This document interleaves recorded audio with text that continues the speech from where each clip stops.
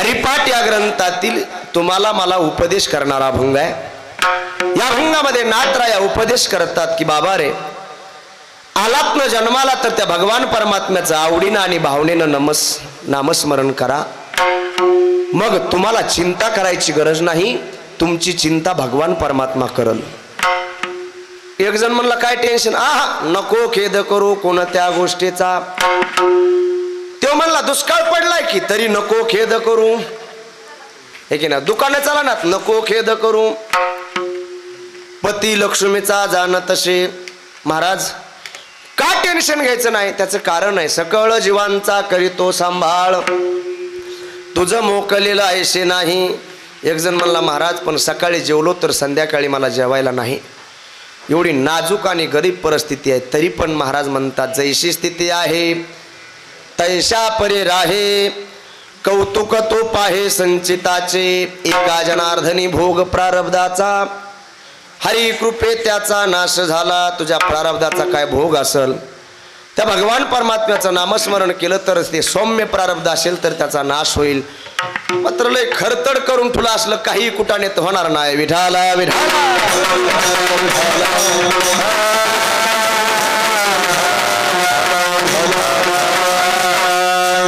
आज या पवित्र नगरीमध्ये, बीड जिल्ह्यातील हा वडवणी तालुका, या वडवणी शहरामध्ये ऐश्वर्य संपन्न संत माझे भगवान बाबाच्या या प्रांगणामध्ये, या स्मृती मंदिरामध्ये चालू असलेला हा अनेक वर्षापासून हा अखंड हरिनाम सप्ताह, ज्येष्ठ माणसं अशी सांगतायत की वैकुंठवासी बाबांनीच ह्याचं रोपटं लावलं।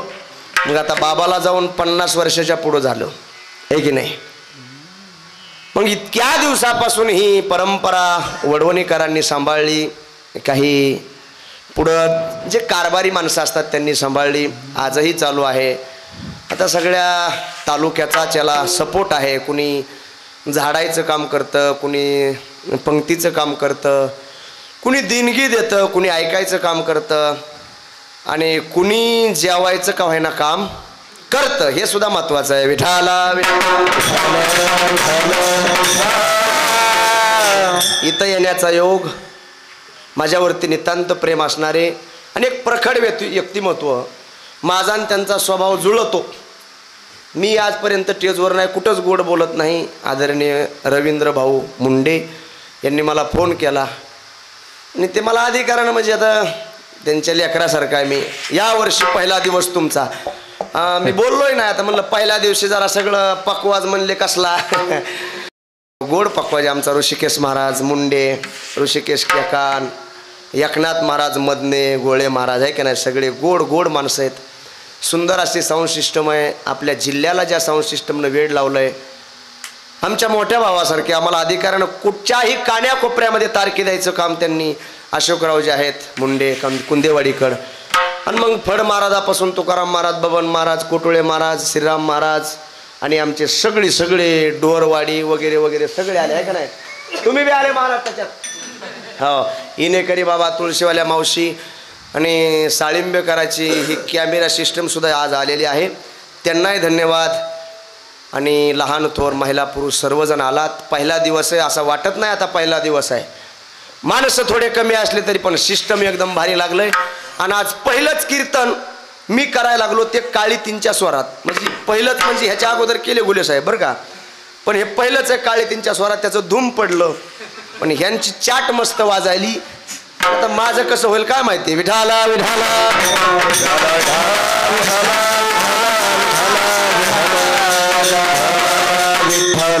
सगळ्यांच्या चरणावरती एकदा विनम्र भावाने वंदन करतो आणि थोडं चिंतन या करण्याकडे लक्ष देतो। हरिपाठातला अभंग आहे, नाथ महाराजांचा अभंग आहे। आज वारकरी संप्रदायाची परंपरा नियमावली लावून दिली, 7 दिवसाचा, 5 दिवसाचा, 3 दिवसाचा, महिन्याचा सप्ताह जरी असला तरी पहिल्या दिवशी कीर्तनकाराने नामपर अभंग घ्यावा, जागराच्या दिवशी मागणीपर अभंग घ्यावा, आणि काल्याच्या दिवशी गवळणी पर भगवान श्रीकृष्णाचं चरित्र सांगावं। मग महाराज मधी काही चालतं का? नाही, मधी सुद्धा बंद नाही। भक्ती ज्ञान विरहित इतरा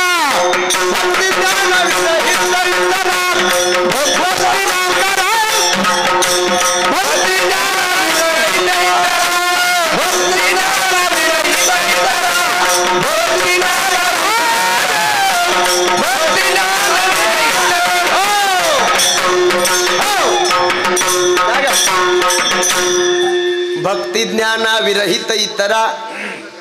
हो मा पाठ आहे पण ते पाठ आहे हो मला ते तिडके मामा पाठ आहे. भक्ती ज्ञाना विरहित इतरा गोष्टी न कराव्या प्रेम भरे वैराग्याच्या युक्ती विवराव्या. जेणे करुणी मूर्ती ठसावी अंतरी. पप्प्याच्या मायची होय कुणाची मग अंतरी श्रीहरीची ऐशी कीर्तन मर्यादा आहे संतांच्या घरची. असा नियमावली आहे. आज नामपर चिंतन करायचंय. या हरिपाठाच्या अभंगामध्ये नाथराया उपदेश करतात. माणूस म्हणून जन्माला आपण आलोत. माणसाची काय कर्म आहेत. माणसाला जन्माला येण्याकरता 3 कारण शास्त्र सांगतंय. मी शॉर्टकट सांगतो, मी जास्त तुम्हाला वाहापोह करत नाही. पण माणसाला जन्माला येण्याचं पहिलं कारण आहे, पहिल्या त्याचं पाप शिल्लक राहिलं, दुसरं त्याची वासना आणि तिसरं त्याचं कर्म. विठाला विठाला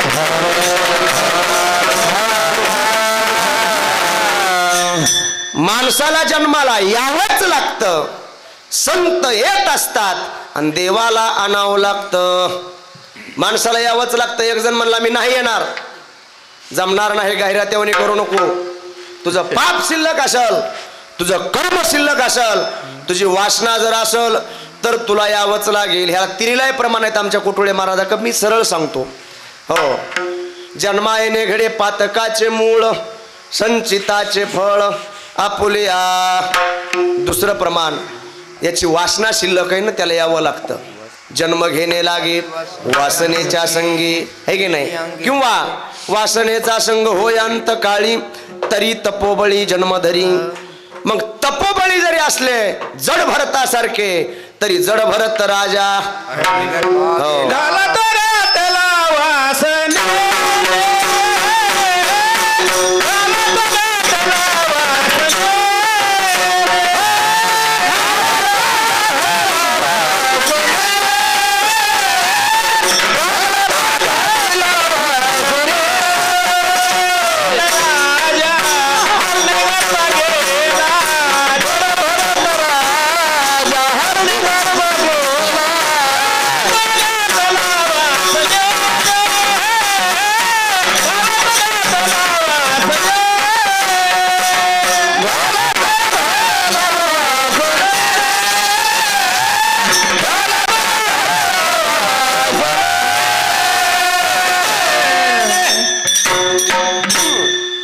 निपटे महाराज म्हणले माझं नाव घेत नाही स्वयं.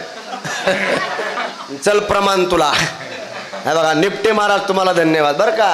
थोरात पाटील सगळे आलात तुम्ही. आता सगळ्यांनी एक एक द्यायचं, ज्याला वाटतं नाव घ्यावा. आहे का नाही जोगी महाराज बरोबर आहे की नाही. बघा खाडे मामा गोळ्यात तुला सुद्धा सुट्टी नाही आज. कशामुळं जड भरतासारखा राजा होता पण वासना शिल्लक राहिली. कशाला म्हणायचं वासना. माणूस मरताना ज्या वस्तूवर, ज्या घटकावर, ज्या यवनीतल्या जीवावर त्याची वासना जाईल, समजावं पुढचा जन्म ह्याला त्याच यवनीमध्ये घ्यावा लागल. आता उदाहरण जर तुम्हाला सांगायचं असेल, एखाद्याचा वासना जाती बैलावर. कशावर जाती, त्याला बैल व्हावं लागतं का नाही. एखाद्याची वासना जाती दगडावर, एखाद्याची वासना पाखरावर, एखाद्याची पशु प्राण्यावर. हो, आता पशु प्राणी तरी हो काय सांगावं. आता माणसाची वासना कशावर जाईल काय सांगू. माणूस आता मायबापाची सेवा करीत नाही, माणूस कुत्रे सांभाळायला लागलाय. मला सांगा ना, माणसाचं मायबापावर प्रेम नाही, मायबाप वृद्धाश्रमात आहे. आता शहरामध्ये बोलतोय म्हणल्यावर जरा घाबरून बोलावं लागेल, पण नाही मी बी डोंगरातलाय, काय अडचण नाही. आमच्या कष्टकरी शेतकऱ्यानं मायबाप सांभाळले, पण काय शिकलेल्या माणसाने मायबाप वृद्धाश्रमात टाकले. असं करू नका दाता. माझ्याकडे वेळ कमी आहे पण काय सांगू. बाप स्वाभिमानी बाप कणकर कणा, त्याच्या काळ जात सुधा लाजाळूची संवेदना. बाशिवच आपल्याला जास्त काय कविता वगैरे म्हणायच्या नाहीत. महत्वाचा पॉईंट सांगतो. पण आज कुत्रा प्रेम वाढलं. बीडच्या भाजी मार्केटमध्ये एक कार्प्यूमधून बाई उतरली. पांढरं कुत्रं तिच्याकडे होतं. तिला भाजी खरेदी करायची होती बरं का फड महाराज. तिनं कुत्रं बाजारात सोडलं. आता कुत्रंच ते त्या कुत्र्यानं ह्या भाजीला तोंड लाव, त्या भाजीला तोंड लाव. माळवं विकणारी बाई होती नाळवंडीची, बाई बारीक नव्हती, 1 क्विंटलची बाई होती. रागावली आणि त्या कुत्र्यावाल्या बाईला म्हणते, ए मॅडम. आता तिला मॅडम म्हणता येते का? खेड्यातली बाई ना. ती म्हणली, अगं ते कुत्रा सांभाळ. असं म्हणल्याबरोबर तिनं कुत्रं उचललं आणि त्या कुत्र्याला लाडक्या स्वरामध्ये काय म्हणते, असं नसतं करायचं बाला, त्या भाज्या धुतलेल्या नसतात. झोपा तुम्ही झोपा, मी फाशी घेतो इथं, फाशी. असलं 4G ऐकावं लागतंय. विठाला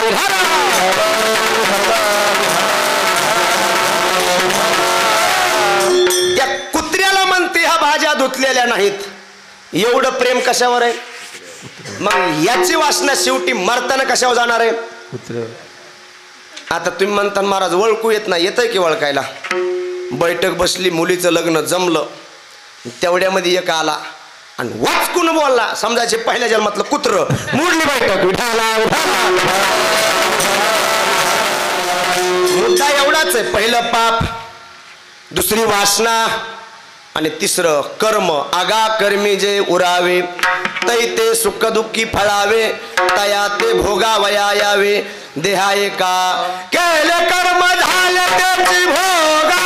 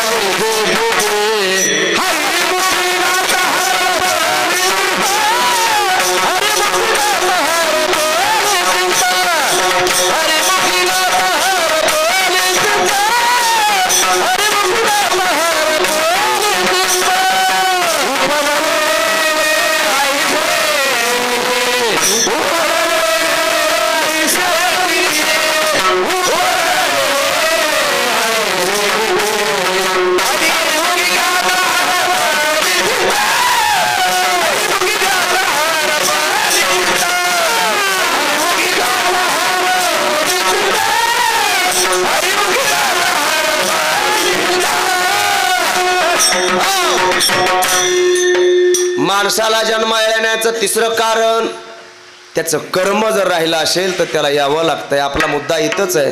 मग आलात ना माणसाच्या जन्माला, संतांनी सांगितलं असं, वेदानं सांगितलं, शास्त्र पुराणाने सांगितलं असलं कर्म करा. तुम्ही म्हणता महाराज असलं कर्म कोणते? करा रे बापानो साधन हरीचे, झनी करणीचे करू नका. जेने नये जन्म यमाची यातना, ऐशिया साधना करा काही. असलं कर्म माणसाने करावं. संत सज्जनानो येत असतात आणि देवाला आणावं लागतं. आणीलाही रूपावळे करोनी खडे हरिदासी. पंढरपूरचा पांडुरंग जो आहे त्या संतामुळं आलाय. त्या संताचं नाव आहे भक्त पुंडलिकराया. आणि या भारतातले सगळे संत तिथं खळीला येतात. जसं लेकरू माईकडे रडत आणि खळीला येतं, मम्मी मला मम्मी, मम्मी मला आई हे पाहिजे, तसं संत ज्ञानोबा, तुकोबा, सावतोबा, चोखोबा, निळोबा आपल्या भागामध्ये नदीला मासे धरणारे जे परमार्थात आणले, हे भगवान बाबाचं कार्य असले. बाबासारखे संत, वामन भाऊ सारखे संत, किसन बाबा सारखे संत, नवनाथ बाबा सारखे संत खळीला येतात. हे देवा, देवा तुझ्या पाया पडतो, आमच्या अनंत जन्माचं पुण्य तुझ्या पदरामध्ये टाकतो, तुझ्या पायावर सोडतो. पण देवा एक काम कर, या मृत्यू लोकातला हा समाज जायचा ह्यांना देवाकड, पण ह्यांचा रस्ता चुकीचा आहे. कसला रस्ता आहे? रस्ता कसला असावा? आपलं तांबवियोग काय, तांबवच की तुमचं गाव? कसला असावा रस्ता? चांगला असावा, त्याच्यात वळण वाकणं नसावात, त्याच्यात खड्डा नसावा आणि त्याच्यामध्ये आडवाडवी नसावी. तुम्ही म्हणतात महाराज एखादा मुद्दा, आडवाडवीचे रस्ते आहेत ना, यज्ञ याग भोग स्वर्ग आड येते. आहे का नाही? आडवा आडवीचा रस्ता. यज्ञ करायला गेला आडवा रस्त्या, आडवा आडवीचा रस्त्याला शहाणा माणूस जाईल का? गाहिराती जाते. मग बाराशीतून पाहुणे म्हणतात राम राम राम राम. आणि मग पाहिजे तर नाश्ता, नाही तर मग फुल जेवण भेटतंय का नाही? किंवा आडवा आडवीचा रस्ता आहे.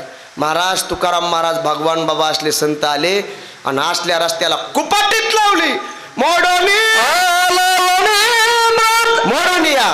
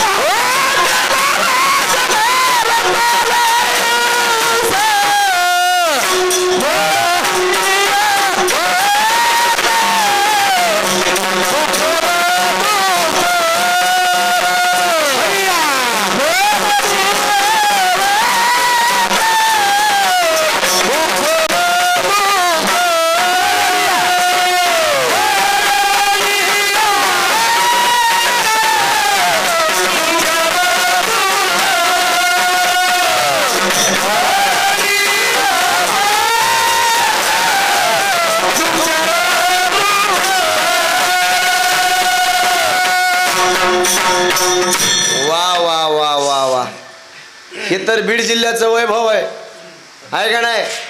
तुमच्या घाटा वाचले आहेत का? मला वाटतं तुमचं नारळ शेवटला देताना आता मला जेवावं लागतं तुकाराम महाराज. काहीतरी यावर्षी करतोच बघा मी आता जेवण ते. काळी तीनला पहिली सुरुवात झाली महाराज. एवढं सोपं असतंय का?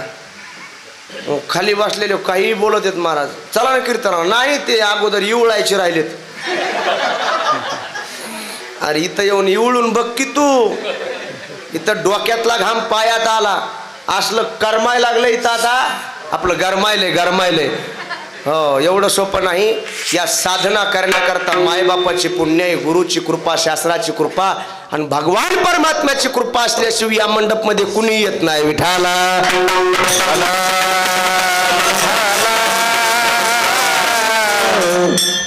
या जगातामध्ये तुमचा जर उद्धार व्हावा वाटत असेल तर करोडोची संपत्ती जरी तुमच्याकडे असेल तर उद्धार होणार नाही. उद्धार होण्याकरता तुम्हाला संप्रदायाचेच पाय धरावे लागतील. पैशाची किंमत नाही. काल परवा दिवशी पुणे जिल्ह्यामध्ये शिरूर तालुक्यात एक माणूस भेटला. म्हणला महाराज 12 टिपर आहेत, 3 टरका आहेत, थार गाडी म्हणला आपल्याकडं. म्हणलं भजन, भजनाचं आडनाव सुद्धा माहित नाही म्हणलं आपल्याला. याच्याकरता प्रमाण आहे. काय थोरपण जाळावे ते तुका म्हणे ते भजन प्रमाण. आणखी एक प्रमाण सांगू का नामदेव महाराजाचं? कासया जन्मा आला तो पाषाण, जंत होऊ नका पडला नाही. हा दगड कशाला जन्माला आला म्हणले? हे त्याच वेळेस मरायला पाहिजे होता, पडायला पाहिजे होता महाराज. म्हणून संत उपदेश करतात. संत आले आडमार्गाने धावणाऱ्या लोकाला सांगितलं नका जाऊ आडराने, अरे ऐशी गरजती पुराणे. मग तुम्ही म्हणता कोणत्या मार्गाने जायचं? संतांनी सांगितलेला मार्ग. मार्ग धावून गेले आधी दयानिधी संत ते, दयानिधी संत ते. तेनेची पंथे चालू जाता न पडे गुंता कोटे. काय मार्ग सांगितला हो यांनी? भजन करा आणि आपले शेवट संपवा. भजनाविना माणसाचं जीवन म्हणजे अरे पशु प्राण्याच्या जीवनासारखं आहे. फक्त ते हात पाय आणि माणसाचं शरीर दिले म्हणून ते माणूस आहेत विष्णू काका, नाहीतर ते कोण आहेत? मनुष्य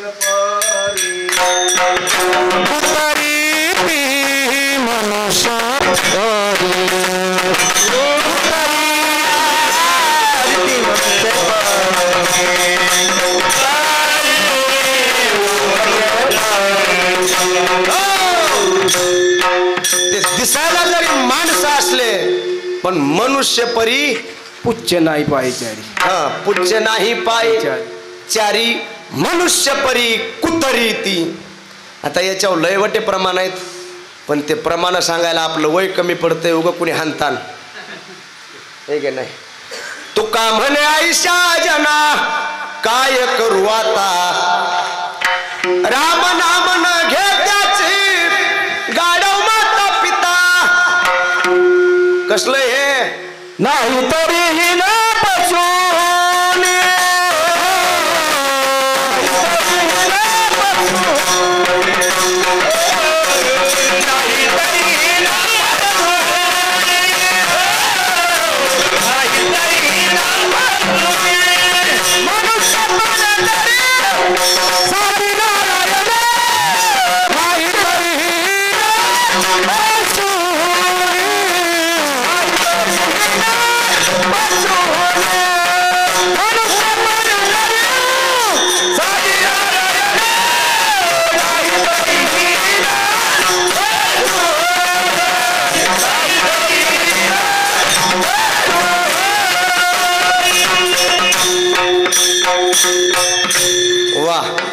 मनुष्य पण तरी साधी नारायण, नाही तरीही न पशुनी.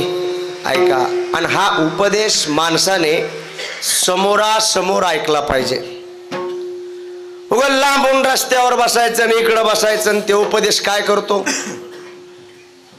फुकट भेटल्यालं, लांबून ऐकलेलं, गपचीप ऐकलेलं फुकट जमत नाही महाराज. त्याचं कारण असं आहे, भगवान शंकर पार्वतीला शिर सिंधूची पहिलं तिरी, उमेची कर्ण कुहरी. जे गुप्त ज्ञान आहे ते पार्वती म्हणजे उमेच्या कानामध्ये सांगू लागले. पण सांगता सांगता विष्णू परमात्मा म्हणला पार्वती झोपली. मग आपण काय करावं आता? हे ऐकावा. मग कुठं ऐकलं त्यांनी? माशाच्या पोटात गेले आणि माशाच्या पोटातून ऐकलं. आता फुकट ऐकलेलं पचत आहे का काय? त्या बिचाऱ्या माशाचं पोटच फाडून आला का नाही? कशामुळं झालंय? फुकट ऐकल्यामुळं. हो, गपचीप ऐकल्यामुळं, लांबून ऐकल्यामुळं. आता सुखाचार्याची कथा तुम्हाला माहितीच आहे. दरबाची गाडी मागे पाठवली. ऐका, पोटच फोडलं, नाव पडलं मच्छिंद्रनाथ. पण सज्जनांनो, ते विष्णू होता. त्या दिवशी माशाचं पोट फोडल्यामुळं आजही तुम्ही पंढरपूरला गेलात तर माशानं कान धरलेला आहे पांडुरंगाचा. पांडुरंगाच्या कानात काय हो? मकर कुंडले तळपती. काय काय लोकांचा प्रश्न असतोय की म्हणले पांडुरंग म्हणले शाकाहारी भक्ताचा देवन, त्याच्या कानात काय आहेत? मासे. कशामुळे मासे?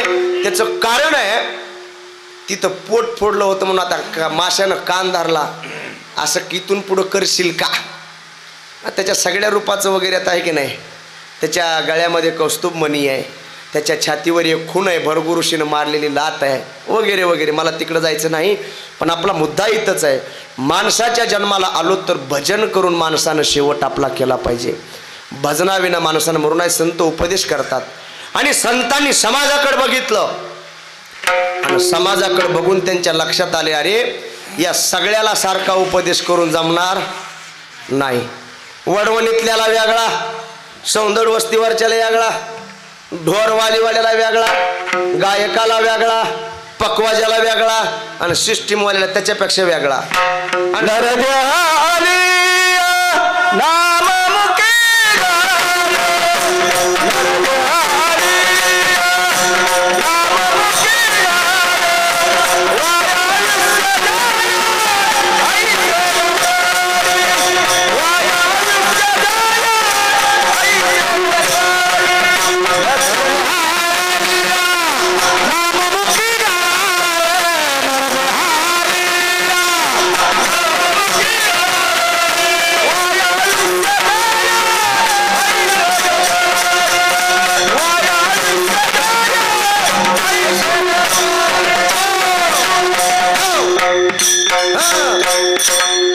नरदेहालिया नाममुखी गाय वाया आयुष्य जाय वाया आयुष्य जाय आयुष्य न करी आयुष्य नको निस्ता आयुष्य चाललंय हो आपलं महाराज. ते तुकाराम महाराजाचा अभंग हो, काळ आला जवळी. काळ जवळ नाही आला, आपण काळाकडे चाललो माहिती का तुमच्या लक्षात. काळ आपल्याकडे नाही, आपण काळाकडे चाललो. एक एक दिवस म्हणून भजन करा. कधी कधी संतांनी महाराज महिला मंडळ कीर्तन कळायले का, सुरुवातीला आल्यात नाकाव बसल्या तर तिथं जांभळ्या द्यायला लागल्यात. इकडे बघा,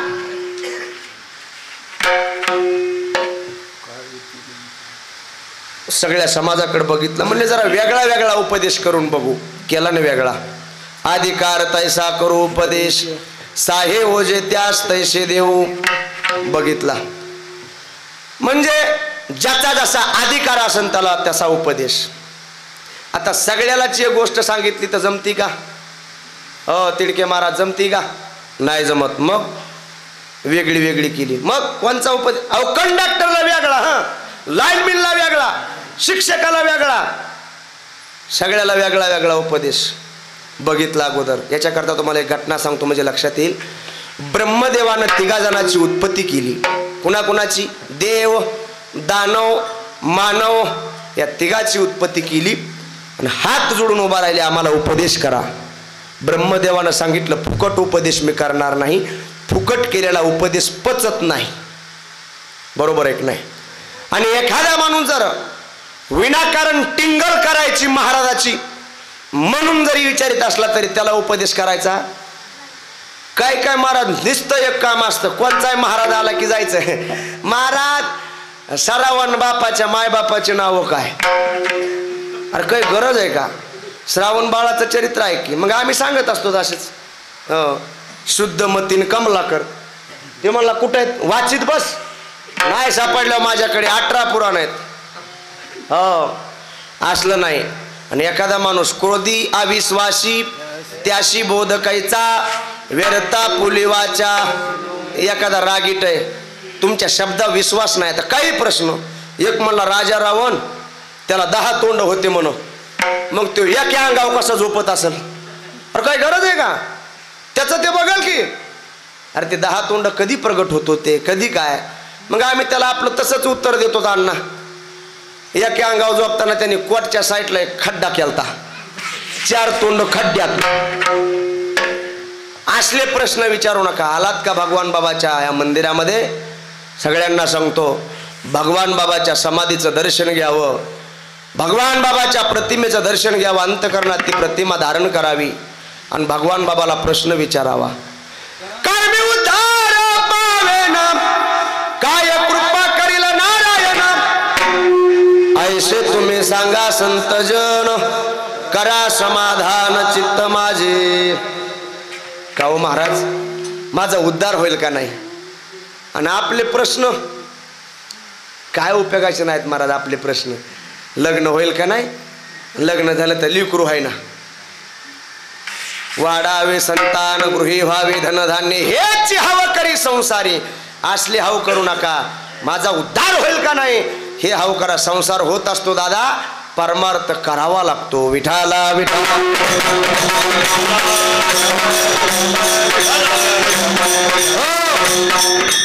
ब्रह्मदेव म्हणला फुकट नाही उपदेश करणार, तुम्ही 3 जण जा.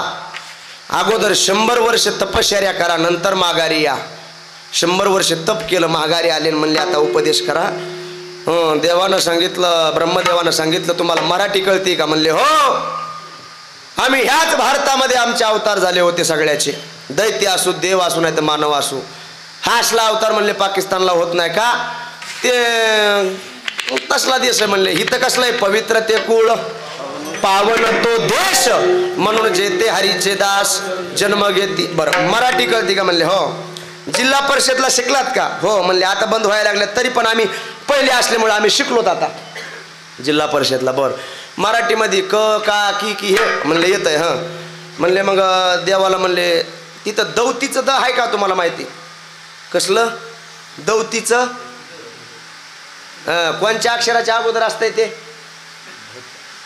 सांग म्हणाव. तूच पैसे तू घेतो रान बटन देतो.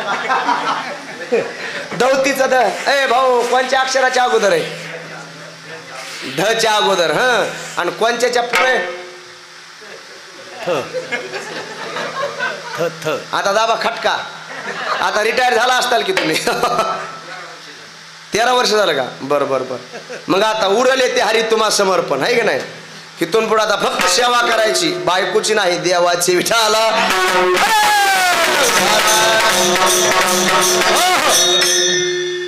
ते दौतीचं द तुम्हाला उपदेश. जा. दुसरा नंबर दैत्याचा तुम्हाला सुद्धा द. तिसरा नंबर तुमचा माझा म्हणजे मानवाचा तुम्हाला सुद्धा द. पण ऐका, या तिन्ही द चा अर्थ मात्र आता वेगळा वेगळा आहे. का वेगळा वेगळा असेल दादा? या तिघाचा अधिकार कसला आहे?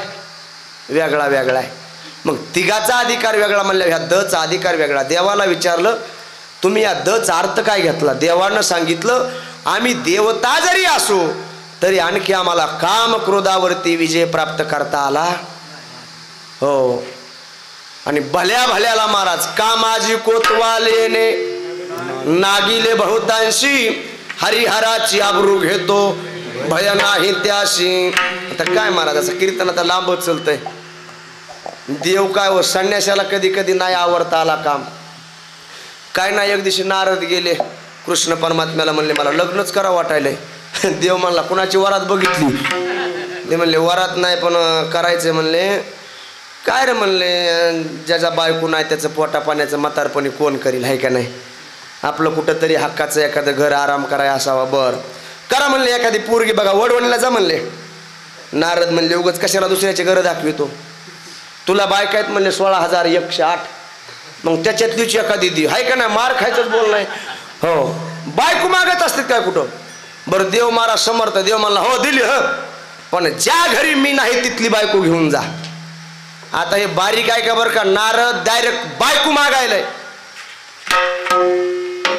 देव म्हणला जिथं नाही तिथं. 16,107 घरी फिरलं नारद, पण देव तो नाही ऐसा ठाव उरला शे कवन, किंवा सर्वा घटी राम विठ्ठल जळी स्थळी. देव नटला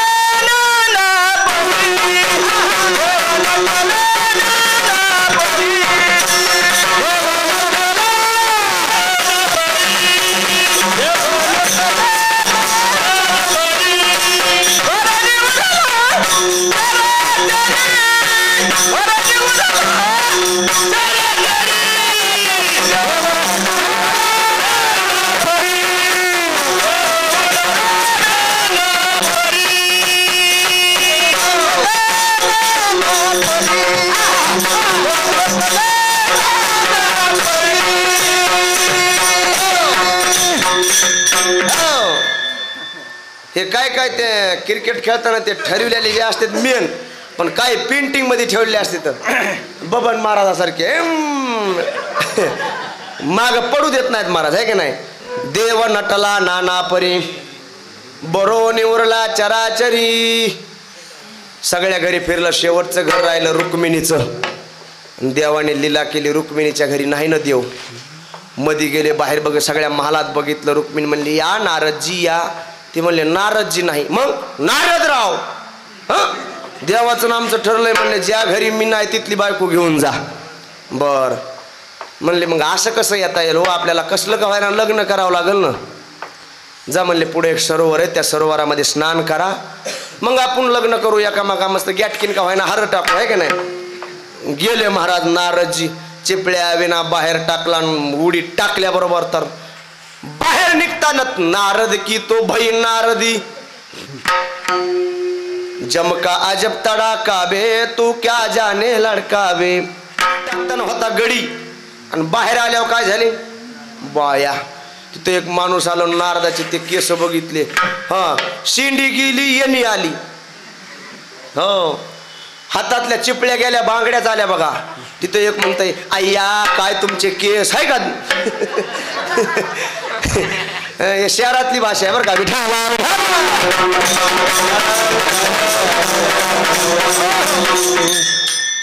तेवढ्यामध्ये त्या नारदीला एका काळ्या कुट्ट दैत्यानं पकडलं. चाल म्हणला. ती म्हणली कुठं? म्हणला नांदायला. तो काळा कुट्ट दैत्य घेऊन गेला महाराज. वर्षाला एक 60 पोरं झाले. तिडके महाराज कुणाला? अहो नारदीला, नारदी म्हणले माय पोराचाच गोताळा, आपण गेल्यावर एखादी तरी लागती की रडायला. मग 61वी पोरगी झाली, तिचं नाव कपिला षष्ठी. विठाला विठाला.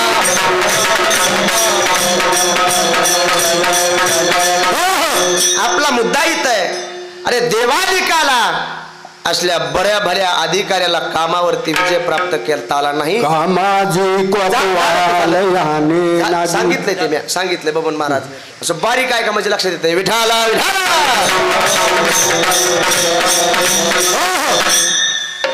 हे दृष्टांत सांगायच्या आधीच बोललोय मी. म्हणून देव म्हणले आमच्या करता या दचा अर्थ काम क्रोधाचं दमन करा, काम क्रोधाचं दहन करा. दुसरा नंबर दैत्याचा. दैत्याला विचारलं तुम्ही याचा अर्थ काय घेतला. दैत्यानं सांगितलं आम्ही लोकाला पीडा देतो, म्हणून आमच्या करता या दचा अर्थ दया करा. आणि तिसरा नंबर मानवाचा. मानवाला विचारलं तुम्ही या दचा अर्थ काय घेतला. माणसानं सांगितलं आम्ही लय कंजूस आहेत. असं उतू आलंय आमच्या घरी, घरात देवाला सुद्धा जागा नाही, कापूस उंबऱ्या पस्तोर भरलाय, पण आम्ही किती कंजूस. तुपात जर माशी पडली ना तरी पण आम्ही तूप फिकून देत नाहीत. मग माशी तोंडात टाकीतो आणि चुकून चुकून त्या माशीचं सगळं तूप वसूल करतो. अहो किती कंजूस असावा तो कुंटवाशी. इंगळे दादा सांगायचे. वडवणीच्या बाजारामध्ये म्हणले एक मोठा असा कडक कपड्यावाला माणूस आला. दिसायला ह्याला मोठं सगळं मोठ्या घराणं पण खानदानी चोरट. आता तुम्ही असं कुठेही पंक्तीत जर तुम्ही असं बारीला लागलात का, त्या अशा गोरगरिबाच्या आमच्या शेतकऱ्याच्या मावश्या बारीला असतात, तेवढ्यामध्ये एक VIP गाडीमध्ये बसून एखादी येते महाराज. असलं सोनं तेन खानदानी चोरटी असली तरी म्हणते त्यांना जाऊ द्या, त्यांना जाऊ द्या. पैशावाली. तसलं झालं. ह्यानी काय केलं, नजर चुकीनं त्या बाईचा पिरू चोरला. हे पिरू चोरल्याला बघितलं ना मावशीनं, उठली बाई, गचुर धरलं, खाड खाड खाड. मरण केवढे ना वाजलं मध्ये वाज. ते आधीच तो डब्यासारखं वाजायलंय. ते म्हणले महाराज चपलीनं मारलो. मारता मारता चपलीचे 2 तुकडे झाले आणि तवा बाई खाली बसली. ते आपले रवींद्र भाऊ सारखे, तुकाराम महाराजासारखे, विष्णू महाराजासारखे माणसं म्हणले, काय पाटील, अरे भर बाजारात एका 5 रुपयाच्या पेरूसाठी एका बाईचा मार खावास. ते म्हणला माझं काय गेलं, मला तिची चप्पल तुटली. अरे काय कंजूसपणाचा कहर आहे. विठाला विठाला.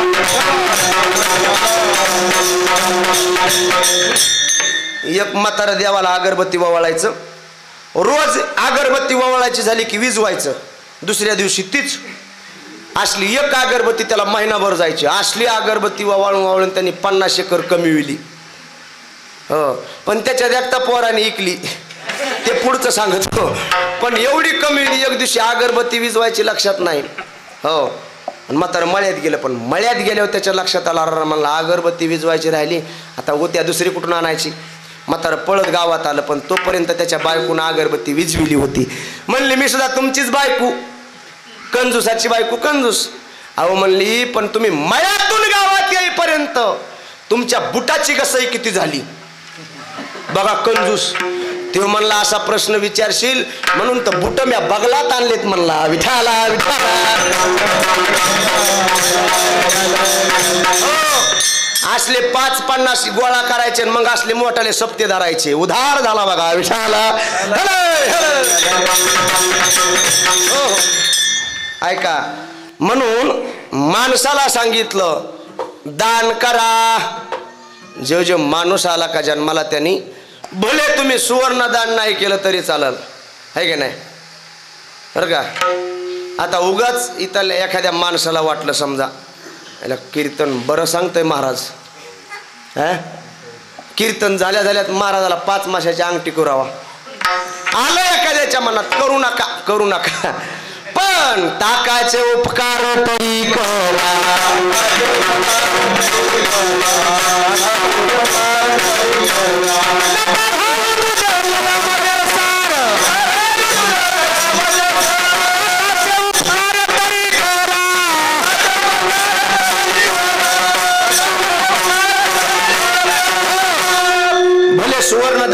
काही नाही, पण तुम्हाला करायचं असेल तर एक काम करा, अन्नदान करा आणि दुसरं ज्ञानदान करा.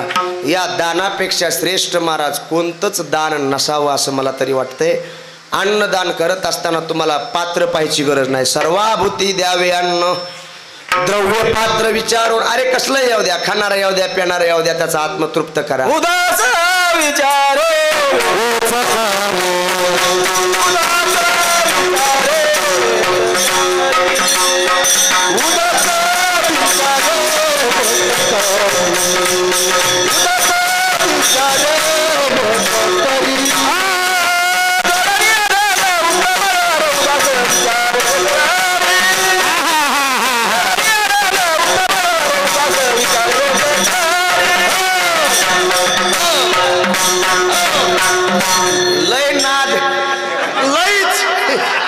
लयला मोठा पाठ आहे, पण आडफाटा झाडणार माणूस. हो, कीर्तनकार तिकडे नदीला गेला पाहिजे. जोडून या धन हे बघा, आपलं कीर्तन सगळं नगदी असते, उदार काही नसते. आता आमच्यातले जर सगळे खिळी मिळी, एखादा जर असा कोटावाला आणि ह्याच्यावाला भाजण्या आला का वडवणीला, मला फोन करायचा. लय म्हणला का मी असला भारीन तसला, तिथं मला फोन करा. मग मी विष्णू काकाला फोन करतो आणि विष्णू काकाला पुढं टाकायचं आणि त्याला मागं लावायचं, भुगा त्याचा. हो, काय कायला अहंकार असतो ना गायनाचा, तिथं फक्त या माणसाचं काम आहे महाराज. कसलाही पट्टीचा येऊ द्या, विष्णू काका त्याचं गायच करतात सगळं काम, म्हणताच येत नाही त्याला. हो, 12 गाड्या विद्या शिकला, एक 12 गाड्या. आणि वडवणीला आला आणि कंदील लावला, दिवसा कंदील. लोक विचार करायचे, म्हणले कंदील कशामुळे दिवसा? तेव्हा म्हणला ह्याचा अर्थ असा आहे, 12 गाड्या विद्या शिकलो म्हणला मी, मग आणि दिवसा कंदील. ह्याचा अर्थ असा आहे म्हणला, कुणाला कोणताही प्रश्न पडलेला असला त्याचं उत्तर पट्ट्या देणार म्हणून दिवा लावलाय. आणि तुमचं उत्तर जर नाही सांगितलं त्याच दिवशी कंदील विजविणार. महाराज सगळे आता बघ, तसल्या मूर्खाच्या नादाला कोण लागतंय हो. म्हणजे आवत हाणतो तर शेतकरी, आवत हाणता हाणता तिथं गेला, काय पंडितजी दुपारी दिवा लावला? म्हणले हो, मी भरपूर शिक्षण झालंय आणि माझा मुद्दा असा आहे, मला कोणताही प्रश्न करायचा, त्याचं उत्तर जर नाही आलं तरच दिवा विजविणार. बरं, विचारू का प्रश्न? म्हणले हो. त्यांनी आवताचं रुमणं काढलं आणि म्हणला, पंडितजी माझा प्रश्न, ह्या आवताच्या रुमणं तुम्हाला कुठं लागल? ते म्हणला, गाड्या लय शिकलो पण ह्याचं उत्तर आपलं. हो, बरं जाऊ दे, हे नाही येत म्हणला तुम्हाला. खाली गेला, नदीजवळ होती अशी अशी अशी वंजळीत वाळू घेतली. बरं सांगा म्हणला, ही वाळू किती? म्हणला ते वाळू किती म्हणलं होता, ते खडे मोजावात का काय करावं? त्याला ते बी सांगता येईल. म्हणला तूच सांग. अरे मला वंजळ बरं पिठाला.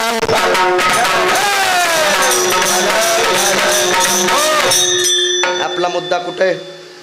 जोडून या धन उत्तम व्यवहारे, उदास विचारे वेच करी माणसा करता हा उपदेश. पण या कलियुगामध्ये अवघ्या वाटा झाल्याशी न कली न घडे साधन, उचित विधी विधान न घडे न कळे सर्वथा. म्हणून सगळ्याला ह्याचं नियत साधन कोणचं कलियुगातलं, त्याचं पहिलं चरण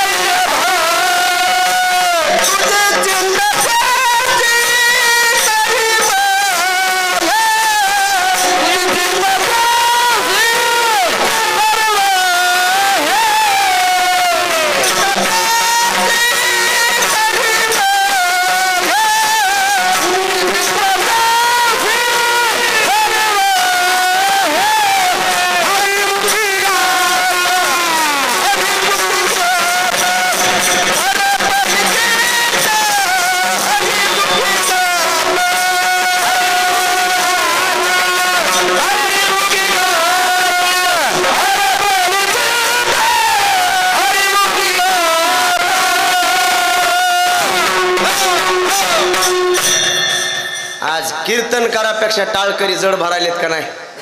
हा, टाळे वाजवा टाळकऱ्यासाठी. वा, टाळी तरी फुकटची चांगली वाजवी जाणं, मोठ्यानं वाजवा की टाळी. अवनीच ती टाळी वाजली तरी ह्याला रुपये द्यायची गरज नाही. हा, टाळी वाजवायला काय अडचण आहे? मला लक्षातच येत नाही. आता बबन मारा षटकार मारला का नाही तुम्ही? आज कीर्तनकारापेक्षा टाळकरी जडत महाराज. ही भगवान बाबाची, वामन भाऊ बंकट स्वामीची खरी कृपा.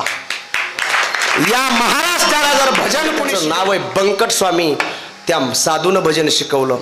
आज कोणत्याही काल्या कोपऱ्यामध्ये जा, भजनाची सुरुवात तिथूनच आहे, बंकट स्वामी. आणि त्यांच्यानंतर बंकट स्वामीचे पुतणे भीमसिंह बाबा. आणि भीमसिंह बाबा म्हणजे चौरंगी चिरा. वा, नाद करायचा नाही महाराज भीमसिंह बाबाचा.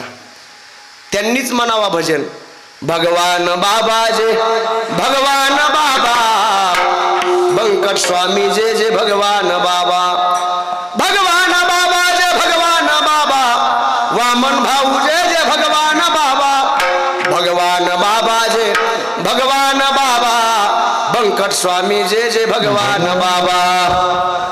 म्हणा की मागे एकदा म्हणा, भगवान बाबा जे भगवान बाबा, बंकट स्वामी जे जे भगवान बाबा.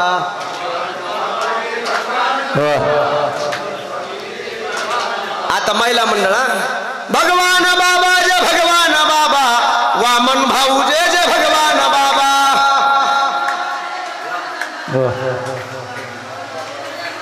हे भगवान बाबा जे भगवान बाबा, वामन भाऊ जे जे भगवान बाबा.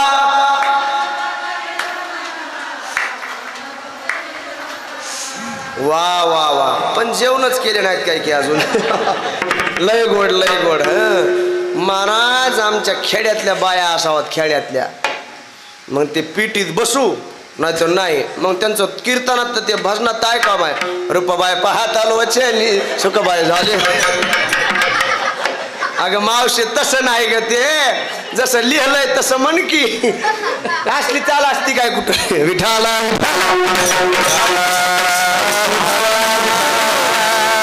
हो, एक जण तर म्हणायची, रूप पाहता लोचनी सुख झाले 6 जणी. मी म्हणलं मावशी त्या 6 जणी कोण आहेत? म्हणली 3 नंदा आणि 3 जावा. असलं नाही, ते 6 जणी शब्द आहे. 6 जणी म्हणजे आपल्या बुद्धीला म्हटलेलं ज्ञानोबा रायानी विठाला विठाला.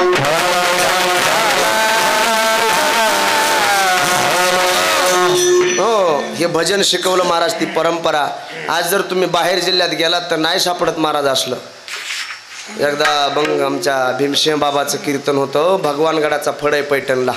मला ज्येष्ठ माणसानं सांगितलं, काल्याचं कीर्तन चालू झालं, अभंग झाला, प्रास्ताविक झालं, 20-25 मिनटं त्याच्यावर बोलले.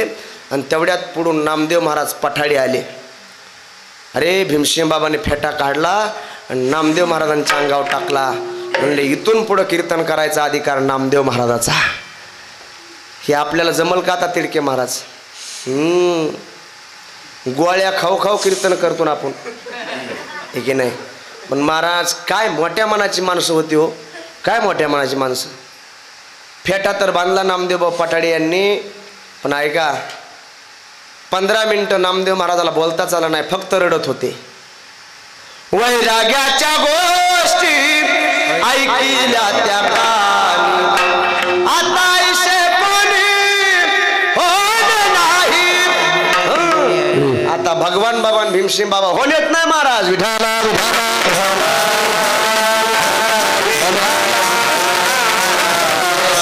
चला, आपलं पहिलं प्रमाण झालंय, आवडीने भावे हरिनाम घेशी. जर घेतलंस तर तुझी चिंता त्याशी. आपण जर देवाचं नामस्मरण आवडीनं आणि भावनेनं घेतलं तर चिंता कोण करील? देव करील. अहो लोक भजन करतात पण प्रतिकूल परिस्थितीमध्ये. बापानं पोराला सांगितलं, म्हणले त्या मोरवंडीच्या रानामध्ये रात्री अपरात्री जाऊ नको. मग वडील गेल्याच्या नंतर पोरग अमावस्याच्या दिवशी 11:30 वाजता त्या रानात गेलं. वडाचं झाड त्याच्या लक्षात आलं, बाप म्हणला होता या रानात अंधारात जाऊ नको. तेवढ्यात वडाचा पाला वाजला. कशामुळे वाजला? माकडं होते त्याच्यावर. आणि ह्याच्या लक्षात आलं की तेच आलं, म्हणला तेच म्हणजे भूत. मग महाराज त्यांनी भजन चालू केलं, हरी हरी हरी हरी हरी हरी. पण कुठपर्यंत, जोपर्यंत येत नाही घरी. आणि एकदा झाला आला घरी की हरी गेला दुरी. मग घरी आल्यावर कवा करशी लग्न माझे. पुन्हा हरी कुणीकडे गेला महाराज, आहे का नाही. हे असलं भजन नाही. आवड आणि भाव महत्वाचा आहे. आता उदाहरण सोपं सांगू का तुम्हाला. पतिदेवानं पत्नीच्या गळ्यामध्ये मंगळसूत्र घातलं बरं का, की त्या दिवसापासून तिची चिंता तिच्या नवऱ्याला का तिच्या बापाला. हे महिलांनी बोललं पाहिजे. महिला मंडळ, मंगळसूत्र गळ्यात घातलं त्या दिवसापासून तिची चिंता बापाला का नवऱ्याला. सांगा की नवऱ्याला, बरोबर आहे की नाही. मग जात्यावर बसल्यावर गाणे कोणाचे म्हणतात. भावाचे, बापाचे, अगं नवऱ्याचे म्हणा मावश्या हो विठाला.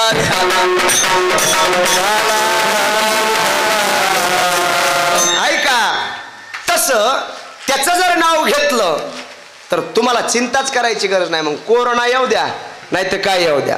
तुम्ही म्हणता कोरोना कुठून आला आणि कसा आला. अहो कोरोना आपल्या पापामुळेच आला. तुम्ही म्हणता चीनहून आला. चीन काय आपला दुश्मन आहे का. त्याला काय तेवढा धंदा आहे का. त्याला काय कंपन्या बिंपन्या त्याचं पॉलिटिक करायचं असेल ना. नाही, चीन त्याच्यामुळं नाही. आमचं अध्यात्म असं सांगतंय, ज्या वेळेस पृथ्वी तलावर पाप वाढतं, पाप तुका म्हणे पापे येती रोगाची रूपे. डगमगली धरती माता पाप वाढलंय भारी. बा पांडुरंगा दुनिया बिघडली सारी. पैशा पायी नात होत सगळंच विसरून गेले. भाऊ भावाचे वैरी झाले, भांडण कोर्टात नेले. पैशा पायी बाप लेकाची होते मारामारी. बा पांडुरंगा दुनिया बिघडली सारी. खरं सांगतो विसरून गेला भाऊ त्या बहिणीला. महिला मंडळ खरे गाव हे माय हो, खरंय की माय. आणि तुम्ही नाहीत का विसरलात.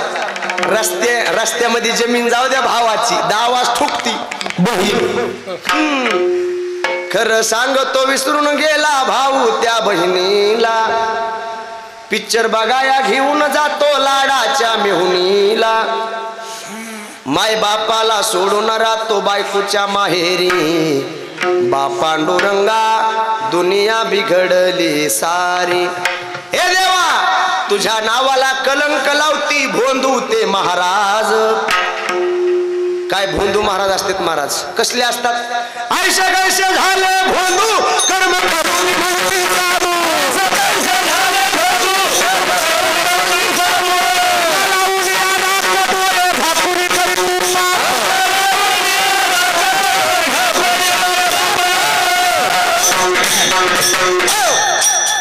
असले भोंदू महाराज तुझ्या नावाला कलंक लावती भोंदू ते महाराज.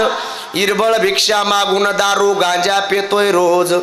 याच मुळे या देशात आली कोरोना बिमारी. बा पांडुरंगा दुनिया बिघडली सारी. लक्षात घ्या, असलं कीर्तन हे. आपला मुद्दा कुठे, मुद्दा सोडला नाही पाहिजे. चिंता कोण करतं. चिंता तर चिंता करत असताना नवरा जशी बायकोची चिंता करतो तसं देव आपली चिंता करतो. हो, चिंताच नाही असा माणूसच या जगात नाही. या मंडपमध्ये तर नाही पण या जगात नाही महाराज.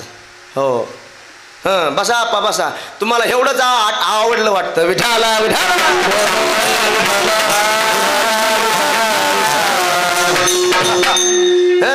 ते भोंदू महाराजाचं म्हणलं का नाही तेवढं त्यांना पटलं. पण भोंदू मध्ये मी मोडत नाही हे लक्षात ठेवा. हो काय काय बाहेर गेल्यावर मग काय काय असे गप्पा हाणतात महाराज. अरे काय सांगावं ह्या महाराजाचं. तू काय तुकाराम महाराज चुलतायस काय.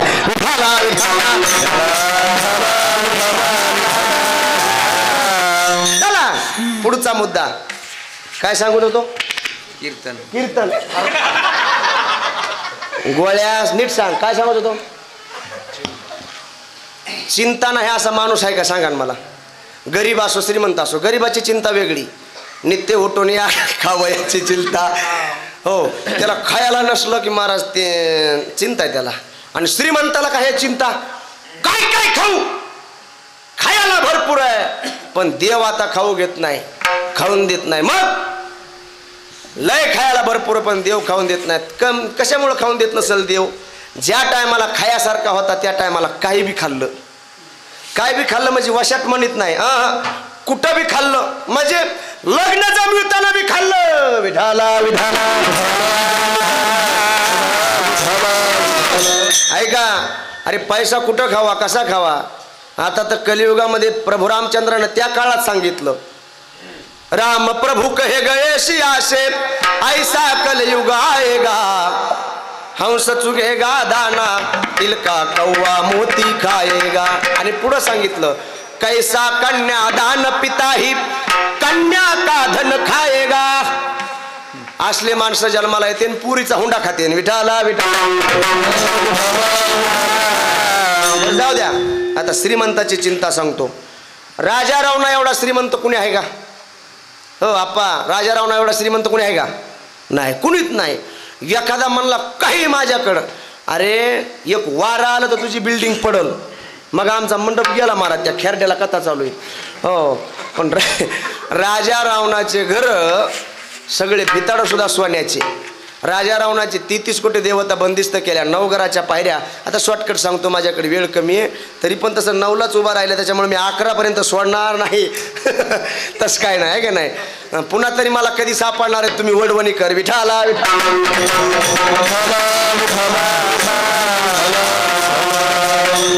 जाऊ द्या, नाही लांब नेत नाही, बरोबर आवरितो. लंकेमध्ये जर सडा टाकायचा असला तर मेघराजानं टाकावा. लंकेमधले गाढवं सांभाळायचे गणपती बाप्पानं. गणपती गाढवाकडं, रावण गेला वनात. काय गणपती, गाढवाच्या अंगावर गोमाशा. महाराज त्या गोमाशीला दंडन केलं. गोमाशीला कशाला दंडन केलं? हे गोमाशी, आजपासून जर गाढवाच्या अंगावर बसलीस तर 84 लाख योनीमधली एक योनी नष्ट करेल. ज्याला 33 कोटी देवता बंदिस्त करता येते त्याला हे करणं शक्य नाही का? त्या दिवसापासून गणगे मामा आपलं ते काय तुमचं आडनाव मला लक्षात आहे ना, जे असेल ते हे कराड मामा. त्या दिवसापासून गाढवाच्या अंगावर गोमाशी बसत. तुम्ही गाढव बघितले का? वडवणीत गाढव आहेत का? भाऊ भाऊ गाढव आहेत का वडवणीत? नाही, नसते म्हणू नका, 2-4 असते ना. विठाला विठाला हो, गाढव म्हणतोय रे, हसू नका कशाला. हो,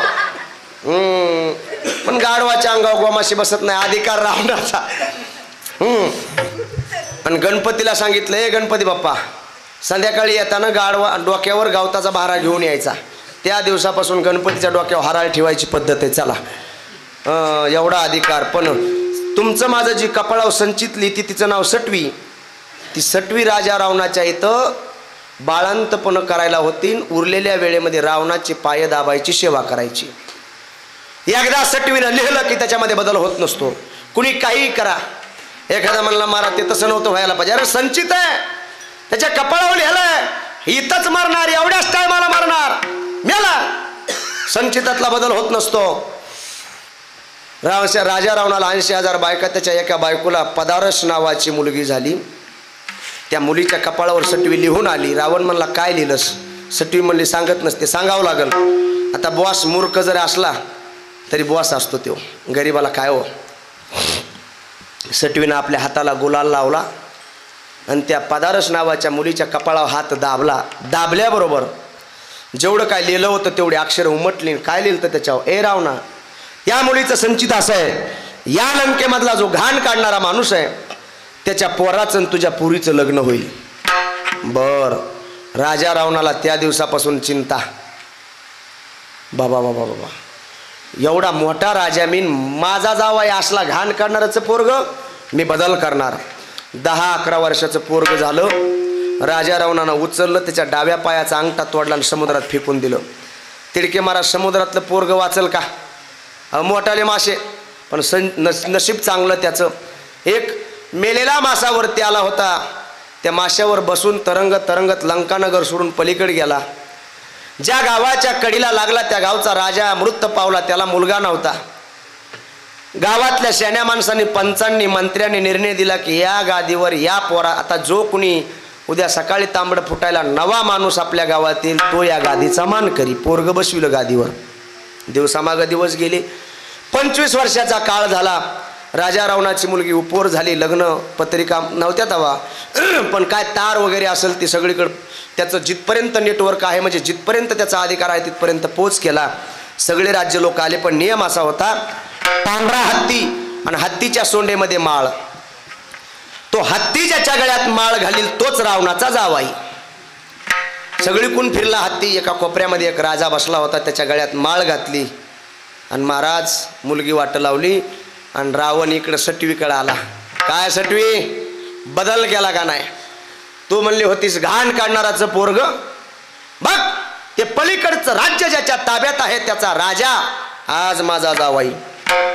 सटवीला मेळ लागा ना. सटवी म्हणली म्हणजे अहो रावणा, पण ते घाण काढणाराचं पोरग कुठं आहे? 11 वर्षापूर्वीच समुद्रात टाकलं. बर टाकलंय, बरोबर आहे, पण समुद्रात टाकताना त्याच्या कुठं काही खून केली होती का? काय खून केली ती?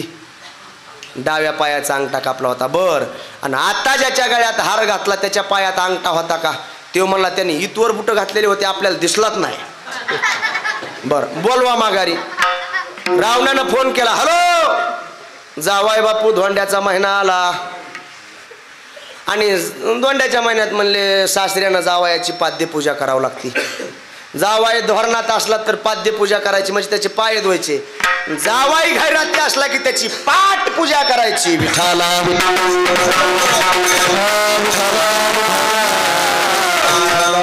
आला महाराज.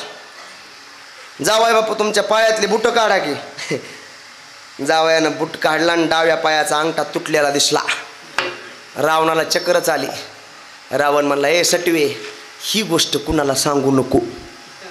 सांगू नको कशाची सगळी झाली आता. याचा मुद्दा असा आहे, एवढा मोठा रावण पण त्याची सुद्धा त्याला काय चिंता आहे.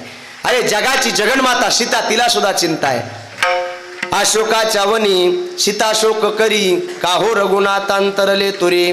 सांगवो त्रिजटे सखे आहे श्रीमात, देईल काना भेटी रघुनाथ. कसा मला टाकून गेला राम, ही चिंता आहे. हे त्रिजटा. त्रिजटा कोण होती हो? कुणाची कोण आहे ती? सांग ना गोळ्या. त्रिजटा रावणाची चुलती काय? तसं कसं म्हणतो मग? तसं नाही, मला वाटतं बिभीषणाची मुलगी होती. विठाला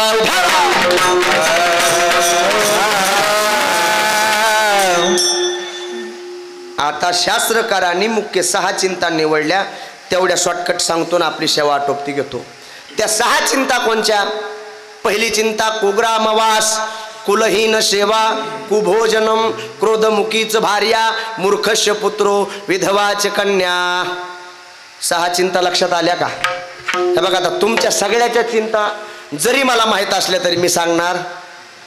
कुणाला काय चिंता, कुणाला काय चिंता. हो, काय काय माणसाला चिंता आहे. बरोबर 10 वाजता जर घरी नाही गेलं तर बायको पुन्हा दरवाजा उघडीतच नाही.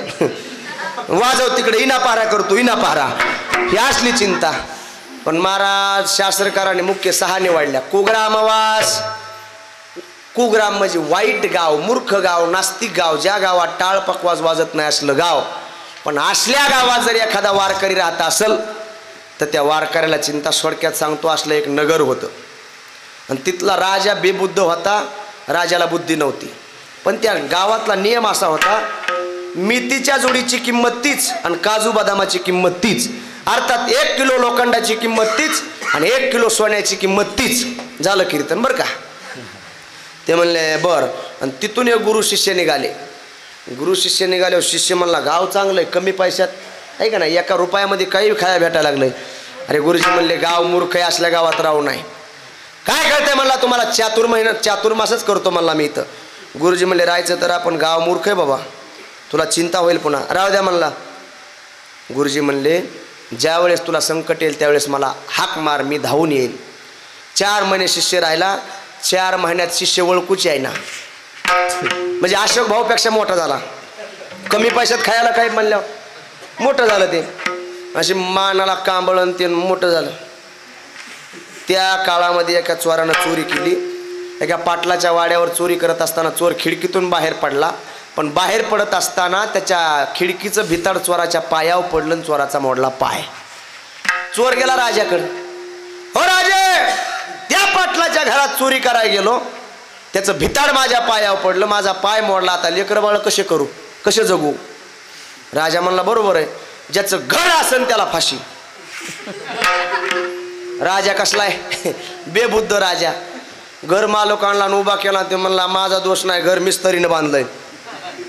मिस्त्रीला फाशी. मिस्त्री आणला. मिस्त्री म्हणला माझा दोष नाही, माझ्या हाताखाली एक बिगारी होतं मटेरियल कालवायला, त्यांनी पाणी कमी वापरलं, बिगाऱ्याला फाशी. बिगारी म्हणला माझा दोष नाही, ह्या नगराचा प्रधान, प्रधानाची बायको नवीन प्रकारचा अलंकार पायात घालून या रस्त्याने येत होती, तिच्या पायातल्या अलंकाराकडे बघता बघता पाणी कमी पडलं, भिताड कच्चं राहिलं, चोराचा पाय मोडला. प्रधानाच्या बायकोला फाशी. प्रधानाची बायको म्हणली माझा दोष नाही, म्हणली ह्या नवऱ्यानं आणलाय. हो, नवऱ्याला फाशी, प्रधानाला फाशी. आणि बऱ्याच वेळा नवऱ्याला बायकोमुळे घ्यावं लागते. विठाला विठाला.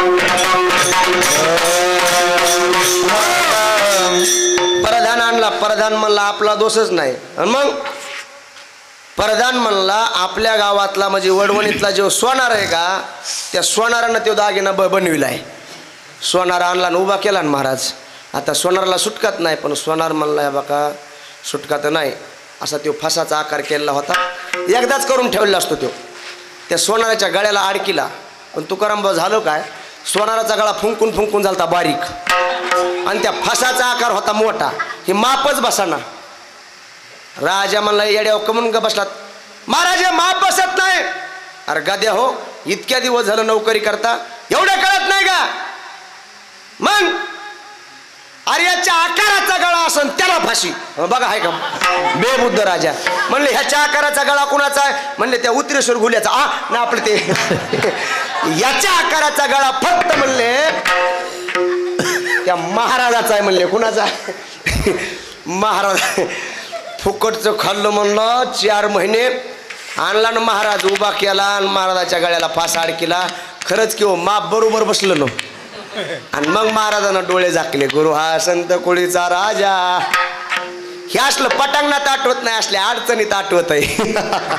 ए गुरुजी मला सोडवा की, गुरुजी सोडवा न. गुरुजी अधिकारी होते भगवान बाबासारखे. गुरुजी पळत आले, म्हणले तुला वाचायचंय का. ते म्हणला मग काय मराळ बोलवलंय का. मग एक काम करा म्हणले, तू म्हणायचं मला अगोदर द्या, मी म्हणीन मला अगोदर द्या फाशी. राजाचं डोकं बंद पडलं. राजा म्हणला काय वेळ आहे. राजा तुला कळणार नाही, या मुहूर्तावर, या चरणात, याच वेळेत जो अगोदर फसाव जाईल तो या नगराचा राजा होईल, आणि पाठीमागून जो जाईल तो नगराचा प्रधान होईल. म्हणून आमची गडबड आहे, मला द्या मला द्या. राजा म्हणला ए गुरु शिष्य हो, माझ्या नगरावर डोळा आहे तुमचा, ए सोडा यांना, फाशी मला द्या. असलं गाव असलं की वारकऱ्याला चिंता. तुम्ही म्हणता मग गाव कसलं असावं.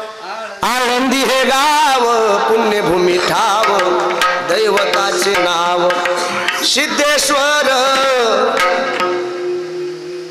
झालंय किंवा आपलं मापात झालंय ना. आता 10:30 वाजले. तुगत शहरातलं कीर्तन का घेऊ 4-5 मिनिटं. होय, हात वरी करा बरं. हात हात कुणा कोणाला वाटतं लगेच बंद करावं.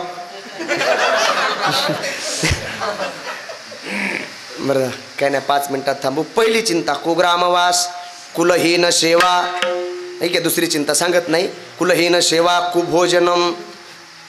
मूर्ख माणसाच्या घरचं अन्न वारकऱ्यानं माळकऱ्यानं खाणं. वारकऱ्याला चिंता म्हणजे लोकाचे मुंडके मोडले. अर्थात लोकाचाच पैसा घेतला म्हणले, त्याच्या घरी वारकरी जेवला. त्या वारकऱ्याची बुद्धी बदलती महाराज, नाही का बदलत. सज्जना घडतीस घडावा उपवास, सज्जना संगती घडावा किंवा करावा उपवास. दुर्जनाचा गोड घास खाऊ नये. एखादा श्रीमंत जर त्याचा पैसा पापातला असेल, वारकरी 10,000 रुपये देतो, वटकावणं लावतो, पण जेवायचाला वारकऱ्यानं जायचं नाही. गरिबाच्या घरची चटणी भाकर खायची, लक्षात ठेवावी. मनसी घावे मागून,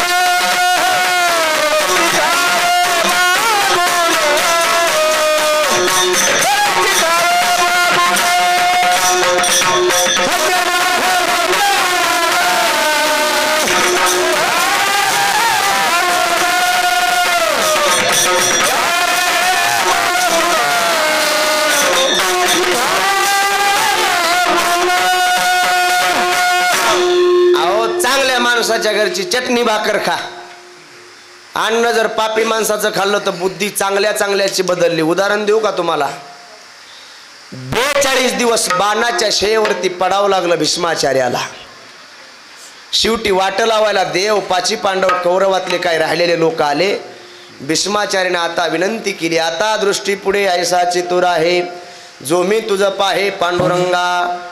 इतना तू करना स्वामी, जब प्राण तन से निकले, गोविंद नाम लेकर जब प्राण तन से निकले. श्री गंगा जी का तट हो, यमुना का बंशी बट हो, मेरा सावरा निकट हो, जब प्राण तन से निकले. उस वक्त जल्दी आना, नहीं श्याम भूल जाना, राधे को साथ लाना, जब प्राण तन से निकले. भीष्माचार्यानं थोडं खुणवलं. भीष्माचार्य आज बापाच्या वचनावरती जिवंत होते. बापानं आशीर्वाद दिला होता की इच्छा मरणी होशील शंतनू राजानं. पण खुणवलं की 42 दिवस झालं, रोमारोमातलं रक्त गेलंय, सांडलंय, मला थोडी पाण्याची गरज आहे असं खुणवलं. कौरवाच्या पार्टीतल्या एकानं सोन्याच्या झारीमध्ये पाणी आणलं. भीष्माचार्याने ती पिलं नाही, फेकून दिलं. अरे मला बाणाची गादी आहे, बाणाची उशी आहे. मग एक काम करा म्हणले, मला पाणी सुद्धा बाणापासलंच पाहिजे. अर्जुनाने गंगेची धारणा बाणावर केली, बाण मारला आणि त्या गंगा भीष्माचार्याच्या मुखात जाते. त्यावेळेस धर्मराजाला विष्णू सहस्रनाम सांगितलं आणि उपदेश करायला लागले. व्यास महर्षी भागवतामध्ये त्याची नोंद करतात. हे धर्मा, दान धर्मान राजधर्मान, मोक्ष धर्मान विभागसह, स्त्री धर्मान भगवत धर्मान. राजा, राजा कसला असावा? जनतेचा सेवक असावा. राजा दान धर्म करावा, शेवटी त्याने मोक्षाला जावं. आणि स्त्री धर्मान म्हणजे स्त्री जातीचं रक्षण राजानं करावं. जसं छत्रपती राजानं स्त्री जातीचं रक्षण केलं का नाही? शिवरायाच्या छायेखाली मुळीच नव्हती वान, आनंदाने नांदत होते हिंदू मुसलमान. काळ्या राणी तळपत होते तिच्या रूपाचे ऊन, अशीच देखणी होती एक मुसलमानाची सुन. पण त्या तरुणीला आई म्हणाला, राजा तो शिलवान, आनंदाने नांदत होते हिंदू मुसलमान. राजाने राजगडावर ज्यावेळेस देह ठेवला, नौकरांनी सांगितलं, अलंपना औरंगजेबाला, तुमचा दुश्मन छत्रपती शिवाजी मृत पावला. अरे पगडी काढली औरंगजेबानं. हे अल्लाह परवरतिगार, अरे असल्या राजाला तुझ्या चरणाजवळ जागा दे. ते सेवक म्हणतो, राजे तुमचा दुश्मन आहे, त्याच्याकरता तुम्ही दुआ का मागता? औरंगजेबानं सांगितलं, हे तुला कळणार नाही रे, दुश्मनाच्या मुलीची सुद्धा बोलवण करणारा राजा, त्याचं नाव आहे छत्रपती. हो, म्हणून आम्ही त्याची देवाकडे दुआ करतो. हे राजा, असला धर्मा राजा, असं आचरण असलं पाहिजे. महाराज झालं बघा, 2 मिनिटात थांबतो. तुझ्या समोर जर धर्मा एखाद्या स्त्रीवर अत्याचार होत असेल, तू तिथं जर असशील, तुझ्या बाहूमध्ये ताकद असेल तर त्याला प्रतिकार कर, स्त्रीचं रक्षण कर. मात्र धर्मा तुझ्या बाहूमध्ये जर बल नसेल तर माघारी फिर, डोळ्यानं ते पाप बघू नको. एवढंच शब्द द्रौपदीच्या कानात पडले आणि द्रौपदी हसली. द्रौपदी हसल्याबरोबर भीष्माचार्य म्हणतात, द्रौपदी का हसली?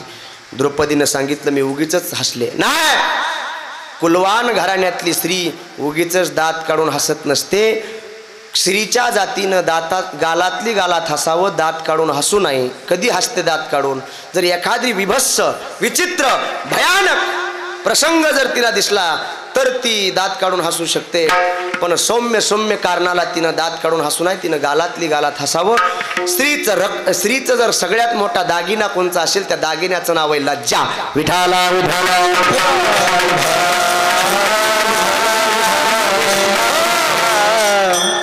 का हसलीस द्रौपदी? द्रौपदी म्हणते आता बोलू नाही तुमच्यासारख्याला पण बोलते. आज माझ्या नवऱ्याला सांगतात स्त्रीचं रक्षण करा. आठवा की तुम्ही रजस्वाला अवस्थेमध्ये होते आणि माझ्यावरती प्रसंग होता. भर सभेमध्ये मला भरपडत वडत आणलं, निर्वस्त्र करत होता दुर्योधन. त्या सभेमध्ये तुम्ही नव्हतात का? तिथं जर भीष्माचार्य बनले असते, खबरदार दुर्योधन, तर काष्टा गळाला असता दुर्योधनाचा. एवढा अधिकार भीष्माचा. मग त्या सभेत तुम्ही का शांत बसलात? याचं उत्तर देताना भीष्माचार्य म्हणतात, ज्या दिवशी तुझ्यावर असा प्रसंग होता ना, त्या दिवशी माझ्या पोटात जे अन्न होतं ते पापी दुर्योधनाचं होतं, म्हणून माझी बुद्धी तसा न्याय देत होती. आज मात्र तुझ्या अर्जुनाचे बाण लागून लागून ते पापी अन्नाचं रक्त सांडून गेलंय. आता मी जिवंत आहे माझ्या बापाच्या वचनावर. आज माझी बुद्धी स्वच्छ असा न्याय देतीये, म्हणून असा उपदेश आहे. मुद्दा एवढाच आहे. तिसरी चिंता कुभोजनम. चौथी चिंता क्रोधमुखीचं भार्या, ज्याची बायको रागीट आहे तिच्या नवऱ्याला चिंता. पाचवी चिंता मूर्खस्य पुत्रो. ज्याचा मुलगा मूर्ख आहे, पापी आहे, बापाच्या डोळ्यात एकता जमिनी विकतो, दारू पितो, मार खातो, काही करतो, त्या बापाला चिंता. आणि चौथी 6वी चिंता विधवाच कन्या. ज्या मायबापाची मुलगी तरुणपणामध्ये विधवा होते त्या मायबापाला चिंता. पण सांगतात आज नाथ महाराज, अशा हजारो चिंता असू द्या, फक्त तुम्ही एक काम करा. विठोबा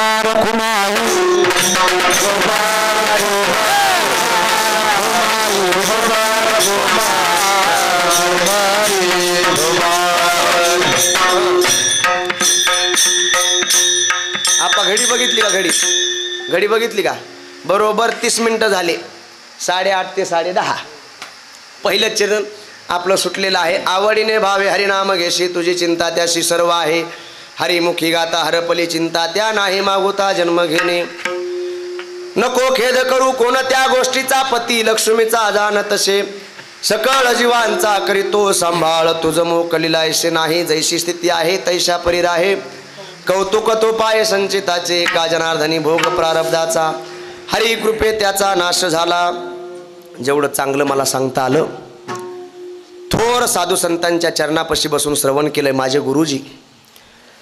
1008 महामंडलेश्वर स्वामी मनीषानंदपुरी मानवत परभणी स्वामीजींच्या चरणावरती ही सेवा समर्पित. भगवान बाबा, वामन भाऊ, भीमसिंह बाबा, किसन बाबा, नवनाथ बाबा यांच्या चरणावर समर्पित. तुमच्यासारखे सज्जन शेतकरी मायबाप, माझ्या आज्याच्या वयाचे, बापाच्या वयाचे, माई भगिनी सगळ्यांच्या चरणावरती समर्पित. माझी या 2 तास पाठराखण करणारे माझे हे टाळकरी मंडळी यांच्या चरणी समर्पित. गोड अशी साऊंड सिस्टम आहे, गोड मृदंगाचार्य. मला वाटतं शूटिंगवाले सुद्धा, तुम्हालाही धन्यवाद. ईश्वर